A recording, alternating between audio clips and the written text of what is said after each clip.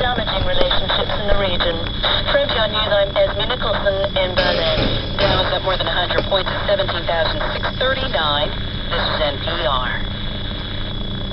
Support for NPR comes from Emma, email marketing for the modern brand, featuring automation tools for creating personalized emails to reach contacts on their individual schedules with messages that are relevant and personalized. Learn more at myemma.com/automation. And from the listeners who support this NPR station.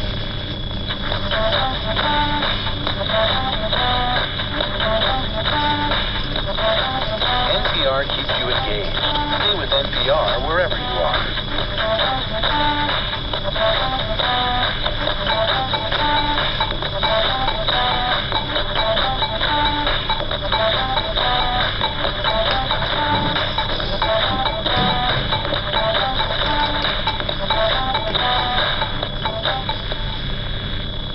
From NPR and WBUR, I'm Jeremy Hobson along with Robin Young. It's Here and Now.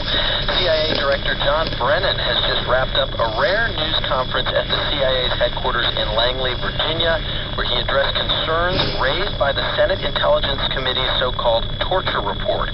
He was asked about one of the key findings in the report, that no actionable intelligence was gained through torture or what he called enhanced interrogation techniques, or EITs.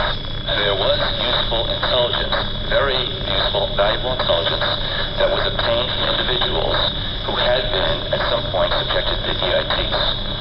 Whether that could have been obtained without the use of those EITs is something, again, that is unknowable.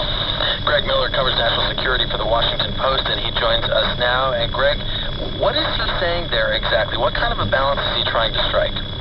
Yeah, it's really tiptoeing there. On the one hand, he's trying to defend the agency and those his predecessors, all of whom have said this is a program that yielded a lot of valuable intelligence, despite what this Senate report says. But he's also trying not to get crosswise with his administration and the president. He's not endorsing these tactics, and he's not quite claiming that it was because of these brutal and harsh methods that this intelligence was gleaned. So, I mean, he's basically saying you can't prove whether we could or couldn't have gotten the same information through other means. And he made that very same point when speaking specifically about intelligence that led to the capture and killing of Osama bin Laden. What else did he say during today's press conference? Well, I mean, I think that his main purpose today was to stand in front of this audience at the agency and protect them, stand up for them at a moment when that agency is under a lot of scrutiny and broad attack in Washington. And, I mean, he talked about acknowledging that there had been missteps in this program and some management failures, and that certain agency employees may have crossed lines, but was adamant that there was no deliberate attempt to mislead policymakers, the White House, or members of Congress.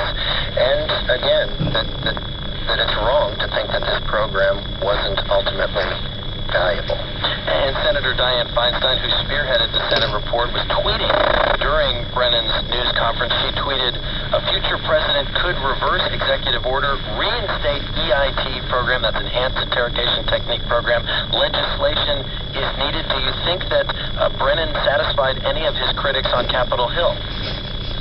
Well, I mean, his relationship with Dianne Feinstein in particular has been problematic. I mean, over this report, it's interesting because Dianne Feinstein is one of the agency's staunchest supporters when it comes to its drone program. But they have been in a battle with the agency over this investigation now for about 5 years. And, I mean, she's right. President Obama dismantled this program as one of his first acts in office in 2009. But there really is nothing to keep, a future president could theoretically reverse that decision. The purpose for the committee, I think, a big overriding purpose in putting together this report was to make the case for history that shouldn't happen, to sort of lay down a marker for any future administration that is just not conceivable. Greg Miller of the Washington Post. Greg, thanks. Sure.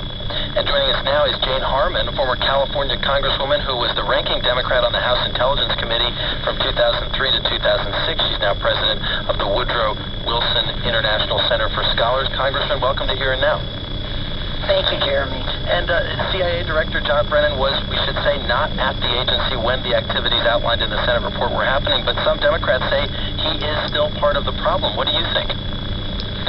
Well, I don't think we should make this about John Brennan. I think we should make this about the context, as everyone is saying, and what it meant and what we could have done differently looking back.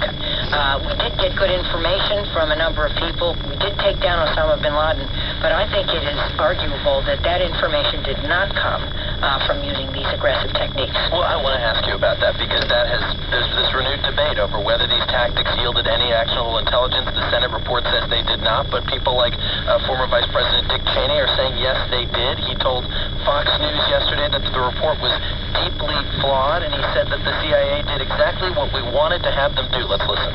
We did exactly what needed to be done in order to catch those who were guilty on 9/11 and to prevent a further attack, and we were successful on both parts. What do you think of that? Is there any question in your mind that the tactics that were used did not